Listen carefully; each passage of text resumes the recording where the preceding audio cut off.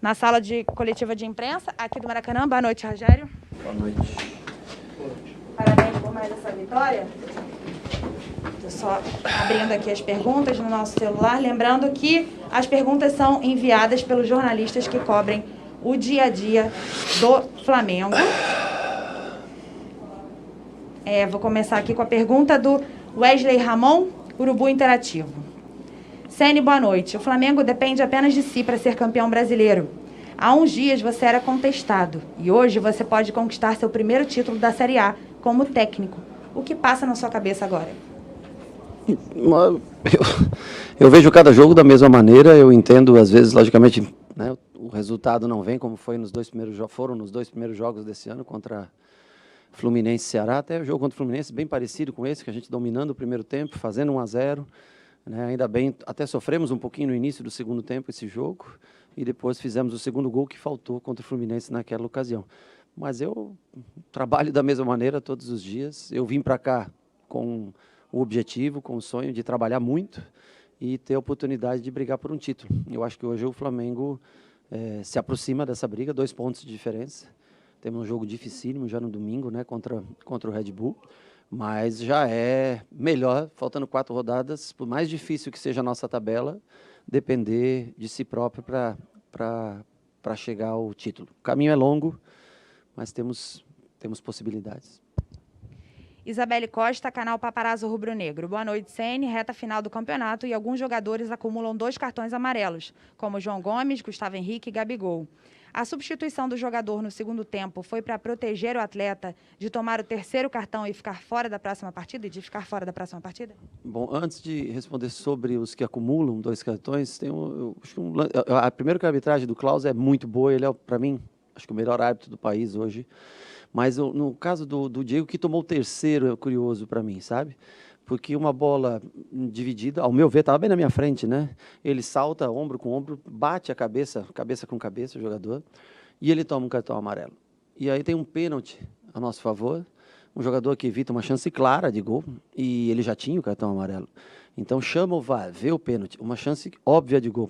Eu talvez, logicamente, eu não tenho conhecimento tão profundo como a arbitragem da regra, mas acho estranho como é que um jogador, uma falta, contato, meio do campo, toma um 3º cartão e desfalca a gente para o jogo de domingo. E um pênalti claríssimo, não há o 2º cartão amarelo. Eu repito, não tenho conhecimento profundo da regra, mas achei um pouco estranho. Sobre os outros, eu tenho o João Gomes pendurado, eu tenho o Gabriel pendurado, com 2 cartões, o João Lucas na lateral direita pendurado, o Gustavo, sem dúvida nenhuma, quando a gente pode preservar um jogador que está pendurado e que é importante, se ele tiver no minuto 65, 70, e a gente vê também que a necessidade de uma outra característica de jogo, nós temos que fazer a substituição necessária. Às vezes para preservar, ou 50% para preservar o jogador, e outra parte por necessidade que o jogo pede, pela mudança que a gente vê, quando o jogo precisa pela característica de jogadores que nós temos. Caê Mota, GE. A arrancada do Flamengo passa muito pela dupla Diego-Gerson. À medida que a sintonia entre eles fica mais fina, a equipe se torna mais impositiva. Está claro que não há primeiro ou segundo volante. Queria que você falasse dos dois e se a sincronia passa mais pela percepção deles em campo ou é pré-determinado. A sincronia passa pelo treinamento, né? Porque essa dupla nunca jogou junto um jogo começando, né? Eu não lembro ao menos de ter visto Diego e Gerson começando uma partida juntos. Então, assim, é lógico que todos nós que tomamos atitudes, decisões, né, dentro de um campo de jogo, num treinamento, por exemplo, trazer o Arão para a zaga, né? Claro, o Arão não é um zagueiro de origem, mas a percepção de um treinador, quando ele, né, vê a opção, principalmente com a ausência do Rodrigo, que tem muito boa saída de jogo, né? Eu acho que a gente tem que valorizar isso, né? Essas duas, acho que são 2 mudanças bem óbvias, assim, que ficaram claras, que foi o recuo do Arão para a zaga com a qualidade do Diego no meio. O Diego com espírito de luta, ele é um cara que contagia todos, é um cara que motiva todo mundo, né? E ele está se doando, porque é um 10 de origem, né?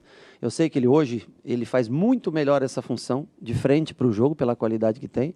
Então, assim, normalmente o Diego trabalha mais atrás do que o Gerson. Em determinado momento do jogo, quando a gente joga lado a lado, aí sim, aí a gente alterna a subida. Senão, normalmente, se você acompanhar o o jogo, se você acompanhar os melhores momentos, você vai ver sempre o Gerson, principalmente quando é marcação, no momento de saída do adversário, o Gerson está jogando mais acima. Isso é uma determinação que a gente treina, repete todos os dias.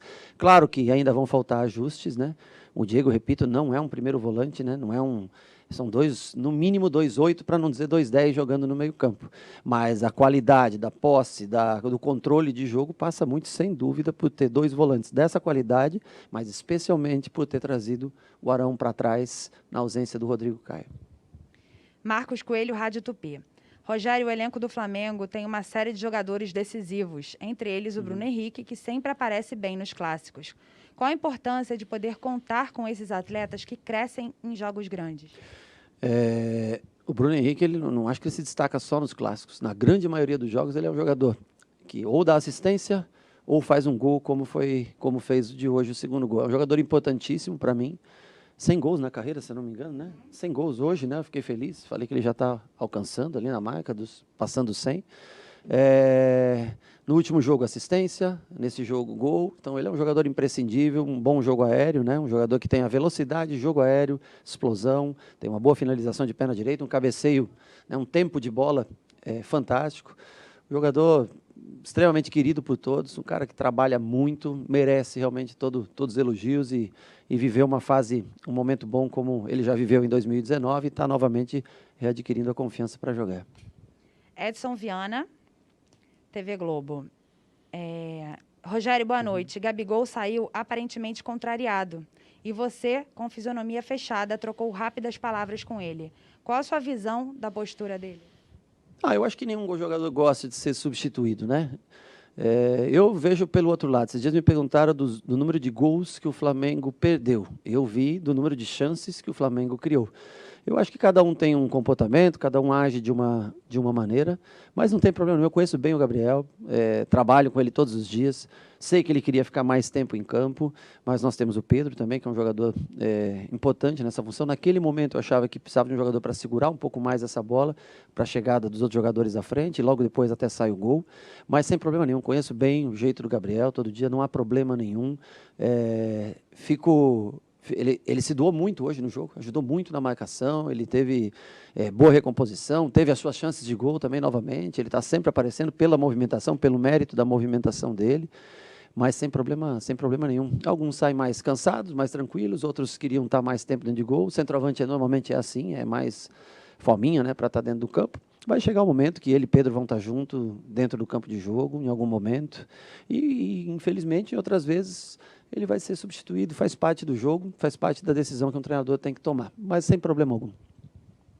Max Oliveira, canal Domínio Rubro Negro. Rogério, boa noite. Tecnicamente, na tua avaliação, o que você consegue enxergar no Flamengo de hoje que não existia antes da sua chegada? O que mudou nestes últimos jogos para o Flamengo ter essa sequência de vitórias? Bom, falar sobre antes da minha chegada é muito difícil, muito delicado, porque você tem que falar de um trabalho de outro profissional. O que eu posso falar é que nós estamos jogando numa intensidade um pouco maior nesses últimos jogos. Eu acho que o time vem crescendo. Me dá medo sempre o terceiro jogo em 3 dias, porque eu acho estranho outra coisa, né? Inter e Atlético Mineiro, por exemplo, que estão mais próximos da gente, jogam na quarta-feira. Só o Flamengo joga no domingo. O Flamengo enfrentou um time que vinha de 4 dias de intervalo de descanso. O Flamengo vai enfrentar um time no domingo que vem de 4 dias de descanso. De descanso não, desculpa. De intervalo de um jogo para outro, né? Trabalhando. E nós estamos vindo sempre com 3. Semana passada foi a mesma coisa, nós jogamos segunda, quinta e domingo. Agora, segunda, quinta e domingo novamente. Então, assim, um pouco se a rodada acaba só na quarta, né, por que nós não podemos estender um dia a mais? Essas 24 horas a mais seriam muito importantes para nós, para a recuperação dos jogadores. Uma pena que eu não entendo por que a gente não consegue ter esse dia a mais, sendo que a rodada só acaba 3 dias após o nosso jogo. É uma pergunta que me deixa preocupado, porque parece que não, mas 24 horas, nesse caso, de 3 para 4 dias, é uma mudança drástica na recuperação do jogador. Então, não sei o que acontece.